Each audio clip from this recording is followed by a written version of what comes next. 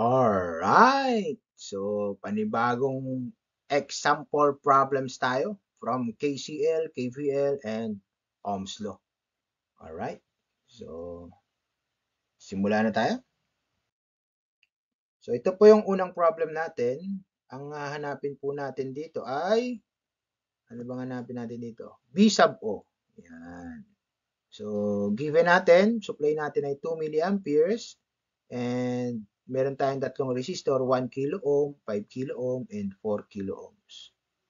So, parang medyo madali lang to. Try natin. V sub O, syempre magkakaroon ka ng current flow dito. Magkakaroon ka ng current flow dyan. Yan, current flow. So, positive, negative. So, ito naman pababa, positive, negative. Alright. So, lagyan po natin to ng, halimbawa ito ay I1. Ito namang current flow dito ay I2. So, ito naman, 2 milliamperes na agad ang lalagay natin dito. So, magkaroon po tayo ng KCL. KCL, Kirchhoff's current law. So, we have 2 milliamperes pumasok sa node na to. Equal to I1 plus I2. Alright. So, meron na po tayong isang equation, I1 plus I2. So, ito mamaya, tanggalin na natin itong milliamperes since yung atin namang mga given na resistors are in kilo ohms. So, hindi na po tayo malilito kasi kung ano man yung maging sagot natin, kung voltage ay di volts siya. Okay? Kung current ay di in milliampere siya. And kung siya naman ay resistor, since resistor naman hindi natin kukunin, in kilo ohms yun, siyempre. Alright. So, meron na po tayong equation, unang equation. So, second equation natin, KVL. Siyempre, para makapag-KVL tayo, alamin natin yung V1, V2, and V sub O. Okay. Ano yung magiging V1 natin? 5 times I sub 1. Ano yung magiging V2? 1 times I sub 2. So, 1 times I sub 2. So, pwedeng mawala na yung 1. V sub O naman natin ay 4 times I sub 2 pa rin. Okay. So, meron tayong equation. Okay? So, pwede na tayong mag-KVL. So, KVL naman natin. Ano yung magiging KVL natin? Saan tayo magluloop? Siyempre, dito tayo magluloop. Siyempre, dito. Okay? So, clockwise pa rin ang loop natin. So, kulay pula para kitang-kita. Yan. So, meron tayong loop dyan. Dito, hindi na tayo magluloop kasi hindi na naman natin kakailanganin yun. Alright? So, negative. Negative, B sub 1. So, lagyan natin to pala ng B sub 1. Hindi natin nilalagyan ng B sub 1 dito. B sub 1, ito naman ay B sub 2. Alright? So, negative B sub 1 plus B sub 2 plus B sub O equal to 0. So, negative B sub 1 is, ilipat na natin yung B sub 1 dito sa kabila para maging positive siya. B sub 1 is 5 I1. B sub 2 ay I sub 2. Right? Plus B sub Y, 4 I sub 2. Yan. So, 5 I sub 2 is equal to 5 I1. So, equal lang. I2 is equal to I1. So, parehas lang pala yung dalawa. I2 is equal to I1. So, since meron tayo, pwede na po tayong mag-substitute. Pwede na nating i-substitute itong equation na to dito sa equation natin sa KCL. Alright? So, para makuha natin na yung ating mga currents. Alright? So, from KCL, I1 plus I2 equal to 2.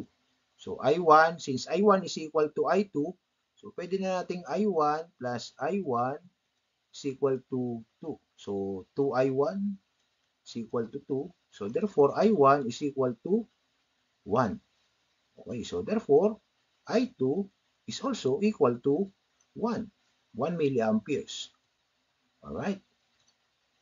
So, meron tayong sagot na 1 milliamperes bawat current. So, ang hinahanap po natin B sub O. B sub O lang ang ating hinahanap. Ito lang po yung check-checkan ni teacher. Alright? So, B sub O is equal to 4I sub 2. Ano yung I sub 2 natin? 1 milliampere. So, equal to 4 volts. B sub O is equal to 4 volts. Alright? So, meron ka na dyang points sa B sub O is equal to 4 volts. Okay, so next. Alright. So, ito na po yung kasunod nating problem. Mapapansin nyo po, meron tayong dalawang current source, isang 25 amperes at saka isang 2 V sub O. Yung V sub O po ay dependent source, nagdedepende po siya rin sa 10 ohm na resistor natin. So, pwede na po tayong mag-solve. Solve natin using KCL. So, lagyan po muna natin to ng current flow. Saan? Gusto natin pakaliwa. Yan. So, lagyan natin ng current I1 na lang, I1. Pwedeng I na nga lang eh. So, using KCL, dito po tayo magkakaroon ng node. KCL, we have pumasok 25 amperes plus 2B sub O is equal to lumabas naman si I sub 1. Yan. So, meron na po tayong 25 amperes plus 2B sub O is equal to I sub 1. And then, Ohm's law, ano naman yung V sub O natin dito sa 10 ohm resistor. So, V sub O is equal to ilan? 10 times I sub 1. Kaya lang, yung I sub 1 natin, pumasok sa negative sign. So, magkakaroon siya ng negative sign. So, V sub O is equal to negative 10 I sub 1.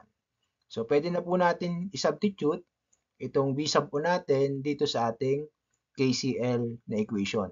So, pwede na. So, magkakaroon na po tayo ng iisang variable, I sub 1 na lang. So, isulat na natin.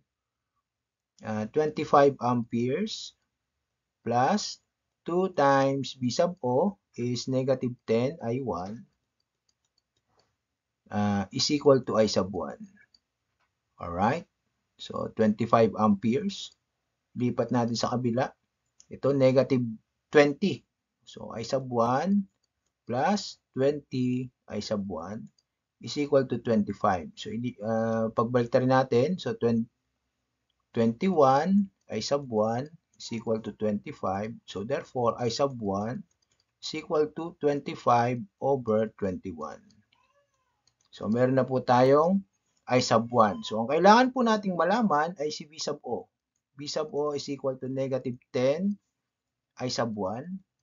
So, therefore, V sub O is equal to negative 10 times 25 over 21.